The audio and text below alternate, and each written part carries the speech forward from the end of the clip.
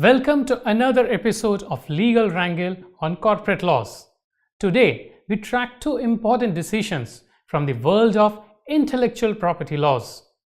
The first case involves two global giant FMCG companies locking horns over allegations of disparaging advertisement, that is, search advertisement which slanders the goods of the competitor company.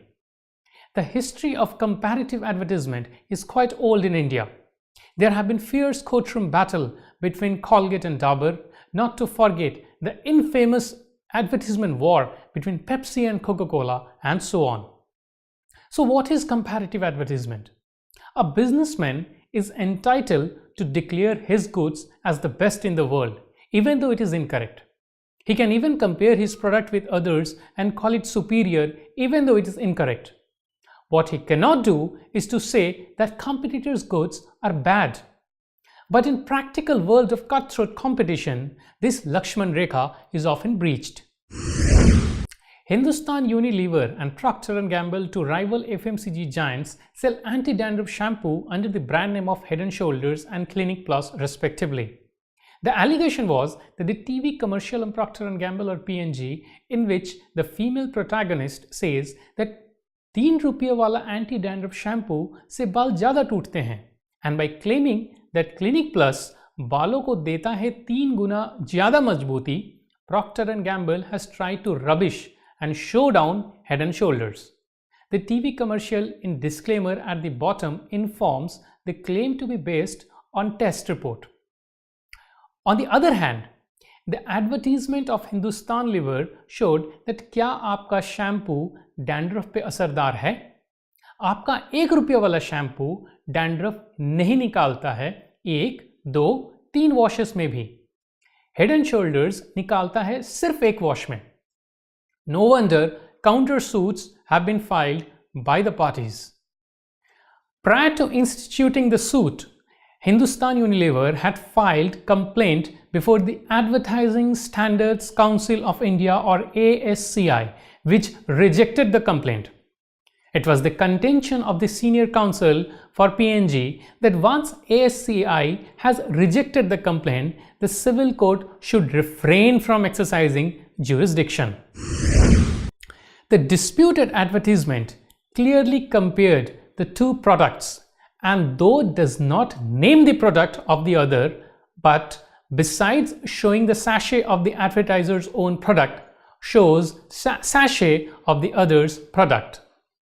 The Delhi High Court gave an interesting decision.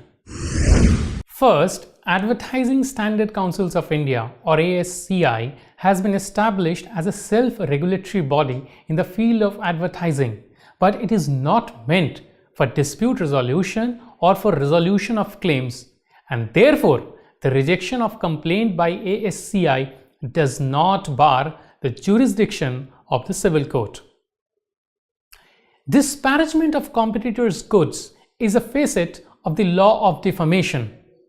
So, a civil action for a wrong for which there is no codified law in India, common law rights can be taken recourse of under Section 9 of the Civil Procedure Code, unless there is a specific statutory bar in that regard. The court held that the advertisement in the present case falls in the genre of comparative advertising. In fact, the court went on to observe that such advertisements inform the consumers how different brands of shampoo can have different impact on hair fall, hair breakage, and on dandruff, leading to an informed decision and promotes consumer interest and welfare. The court made it very clear the law of disparaging advertisement does not extend to preventing the competitor from poaching own consumers or to deprive the own consumers from experiencing the goods of the competitor. The court also clarified that it is not here to investigate the correctness of lab reports submitted by the companies, or else the court would be converted into laboratories determining the comparative merits of rival products. In a nutshell, the companies were left to settle their commercial war on their own. Now it would be interesting to see whether the FMCG giants go in appeal. But for the time being, it is the consumer who is winning from this fierce competition. Now let's move on to our second case. The virtue of honesty can play a major role in seeking remedy in form of injunction against infringement of trademark. The division bench of the Delhi High Court considered this virtue while giving an interesting decision where taking delayed action against alleged infringement turned out to be costly for the alleged owner of the mark. Let's understand the factual matrix. Azitech India or Azitech, a sole proprietorship concern along with others, owns the Hong Kong company Peace Zone. Azitech filed a suit seeking a permanent injunction against the Intex Technologies India Limited or Intex, restraining them from using the mark Aqua in respect of mobile phones, cellular phones. It was submitted that the Hong Kong company applied for registration of the trademark Aqua in the year 2011, and the same was registered in 2012 for mobile phones and accessories. Azitech had also applied in India for registration of the trademark Aqua in respect of mobile phones on December 22, 2009, and in that application, it claimed user since April 1, 2009. However, registration had not yet been granted. The plea was that the respondents were prior users and therefore were entitled to the injunction. The single judge allowed the application of Azitech and restrained Intex from using the mark Aqua in respect of cellular phones and their accessories. Intex filed an appeal before the division bench.